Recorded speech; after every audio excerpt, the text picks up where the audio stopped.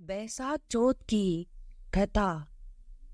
बैसाख संकट चतुर्थी एक हिंदू त्योहार है जो भगवान गणेश जी की पूजा से संबंधित है।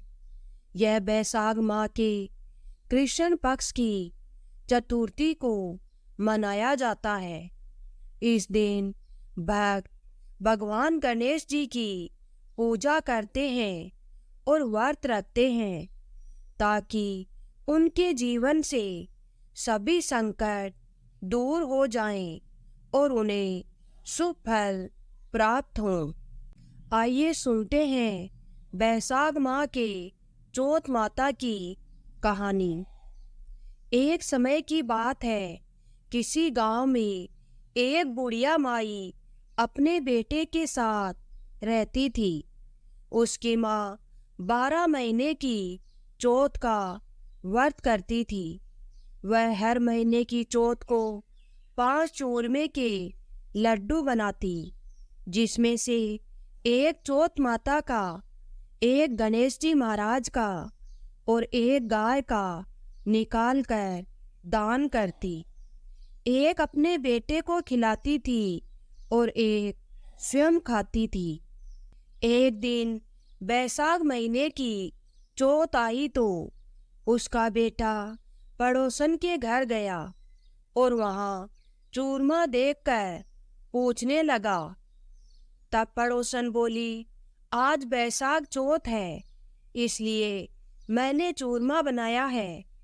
तो वह बोला, मेरी माँ तो हर महीने का चौथ का व्रत करती है। तब पड़ोसन बोली, तेरी माँ चौथ का व्रत थोड़े ही करती है, उसे तो घी के लड्डू खाने की आदत है। तेरी मेहनत की कमाई बर्बाद करती है, सारे लड्डू खुद खा जाती है और तुझे खाने को बस एक लड्डू देती है। लड़का पड़ोसन की बातों के बहकावे में आ गया और अपनी माँ से बोला, माँ, तुम घी के लड्डू खाती रहती हो और मुझे बस एक लड्डू देती हो, इसलिए अब आपको यह चौथ का व्रत करना छोड़ना होगा। माँ ने कहा, बेटा, मैं तो चौथ माता का व्रत तेरी ही सुख शांति के लिए करती हूँ, मैं ये व्रत नहीं छोड़ सकती। इस पर बेटा बोला, यदि तुम यह व्रत नहीं छोड़ सकती तो मैं कमाने के लिए दूसरे देश जा रहा हूँ।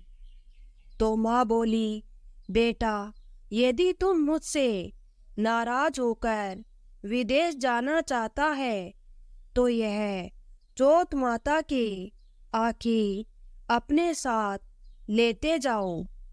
यदि तुझ पर कोई संकट आए तो चौथ माता और विनायक जी को याद कर इन्हें डाल देना, तेरा संकट दूर हो जाएगा। उन आँखों को लेकर बेटा विदेश चला गया। रास्ते में उसे एक खून से भरी नदी मिली, जिसे पार करना असंभव था।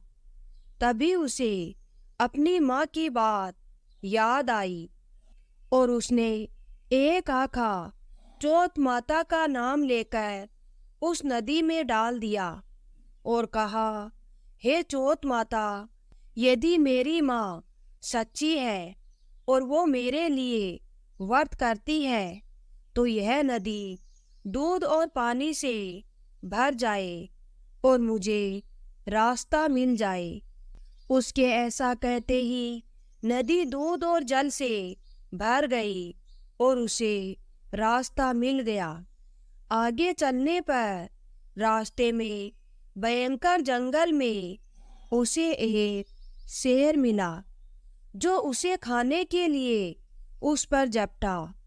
उसने एक आँखा चौथ माता को याद कर उस शेर की ओर फेंक दिया। शेर पीछे हट गया। आगे चलकर वह एक नगर में पहुंचा। उस नगर के राजा के यहाँ रोज एक मिट्टी के बर्तन का अलाव पकता था। वह अलाव तब पककर तैयार होता था जब उसमें एक आदमी की बलि दी जाती थी, यानी एक आदमी को बर्तन के साथ चुन दिया जाता था। उस लड़के ने देखा कि नगर में एक बुढ़िया माई आटा पीसती जा रही है और रोती जा रही है। इसका कारण पूछने पर बुढ़िया माई बोली, आज मेरे इकलौते बेटे की अलाव में जलने की बारी है। तब वह लड़का बोला, बुढ़िया माई तो मुझे जल्दी से खाना खिला दे, तेरे पुत्र की जगह मैं जाऊंगा। बुढ़िया माई के मना करने पर भी वह नहीं माना और राजा का बुलावा आने पर चल दिया। साथ में चौथ माता के आंखें और एक जल का लोटा लेकर वह अलाव में बैठ गया। दूसरे दिन अलाव पककर तैयार हो गया। जब लोग अलाव में से बर्तन निकालने लगे तो अंदर से आवाज आई, धीरे धीरे बर्तन उतारो, अंदर मैं बैठा हूँ। लोगों के आश्चर्य का ठिकाना नहीं रहा। उन्होंने जाकर राजा को यह बात कही। तब राजा स्वयं देखने आए और लड़के की आवाज सुनकर बोले, अंदर कौन है? कोई भूत प्रेत है या कोई देवता? तभी लड़का बाहर आ गया।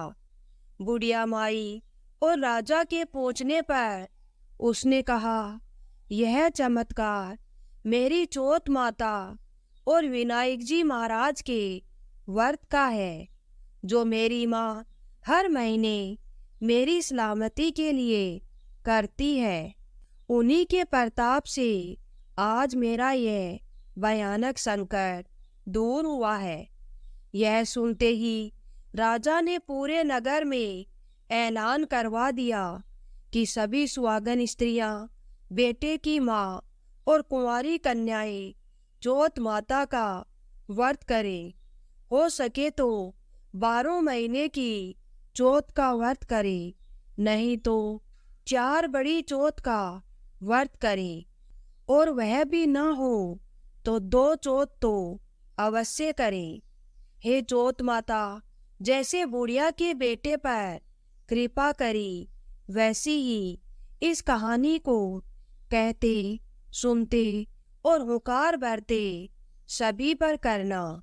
जय चौथ माता, जय विनायक जी महाराज की।